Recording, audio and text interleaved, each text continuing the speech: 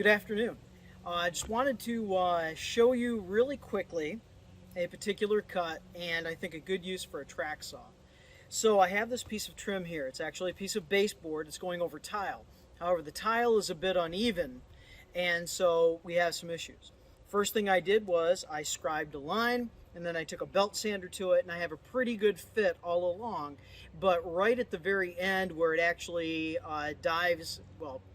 where it actually intersects an inside corner and another piece of trim that is already on and nailed and everything, because this had to wait until the cabinets were delivered.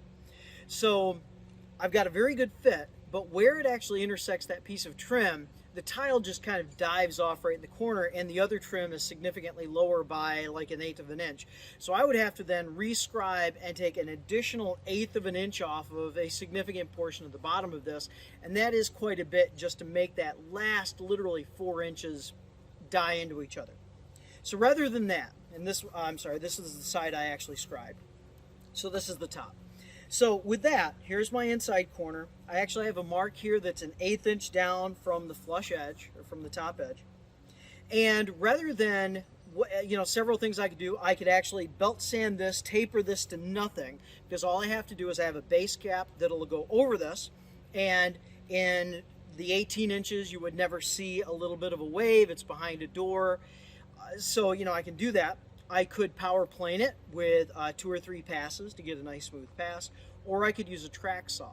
And that's what I'm going to do. I'm going to use a track saw to get a nice taper cut over this 18 inches, and that'll allow me to set perfectly on the tile. Very nice. There will be a small gap right here, but that'll be caulkable. It's behind the door. It won't be unsightly for any really intensive purposes.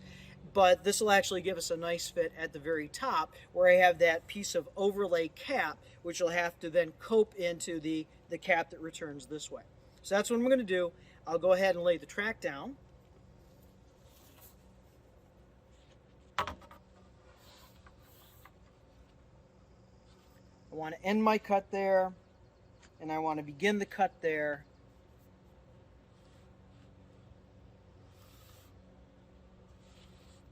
Right there, and then of course I'll sand it. So let's take a look.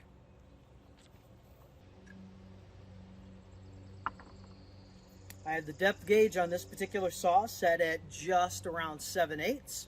There's nothing underneath here to interfere, but I don't need to go very far anyway with the plunge cut.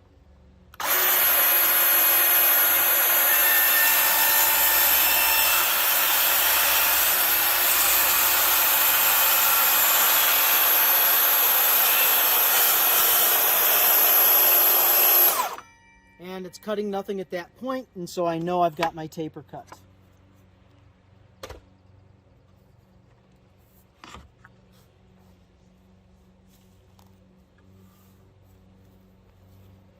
Okay, taking this.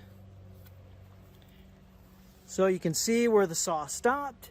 I've got a nice taper cut. I actually hit that mark just evenly, and I do have a mark right there. And you can see that that mark is actually where the saw stopped, really chafing. So there we go. I am impressed as always with a track saw, and it doesn't matter whether you have the yellow brand or the red brand or the blue brand or the teal brand or whatever. I think they're all pretty good, even the dark blue Festool. All right, thank you very much. Have a good afternoon.